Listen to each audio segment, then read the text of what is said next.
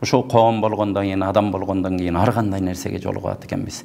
Бирок кээ бир нерселер бар, адамдын акылына туура келбеген. Адамдарды ушинтип ыйлата турган, ушинтип өтүп кеткен ата бабабыздын сөөгүн сыздата тургандай иштер болуп кетип атат. Бул нерсени сөзсүз айтышыбыз керек.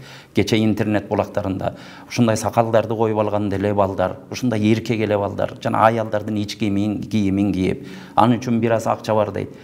Кудайдан корколу, урматтуу бир тууган. Пайгамбарыбыз саллаллаху алейхи ва саллям ким атайлап bir erkek ayalga окшошкусу келсе, bir атайлап туруп bir ayal erkekке окшошкусу келсе, Алланын каргышы болсун деген. Урматтуу бир тууган, эсибизге келели. Ошол нерсе менен 5-10 тыйын табам деп намысыбызды тебелеп, шерменде болуп, ошол жерде урук тууган, койчу, ошо көтөрүп жүргөн фамилияң эмне болуп атат? Ошо бир туугандарың сыздап атат, коомчулук сыздап атат. Биздин Кыргызстанда ушундай болду деп туруп, жүзүбүз менен бирөөнү карай албай калган нерселерди кылып атабыз. Бир туугандар мындан алыс бололу. Анан экинчи айтар нерсем, карасаңыздар, кээ бир учурларда келип туруп ушундай адамдарды ишентип, адамдардын акчасын алып алган, муфтиятка канча адам келди, ушундай ири суммада акчаларын урдатып ийген. Эмне десек, окуган намазына ишенбедимби?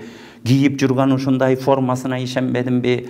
Турган турпатына ишенбедимби деп. Урматтуу бир тууган, силерге да кайрыларым. Дин ал өзүнчө нерсе, ал дүнүйө өзүнчө нерсе. Ал нерсени бири-бирине жабыштырбагыла. Өзүңөр карыз аласа билесе бар, ал мечитке барбаган ким бар? Бирок мечитке келген, ошентип туруп ушундай мусулмандын сүрөтүн келтирип алып туруп киш алдагандарга кайрыларым. Урматтуу бир туугандар, жарыбай каласыңар, береке таппай каласыңар.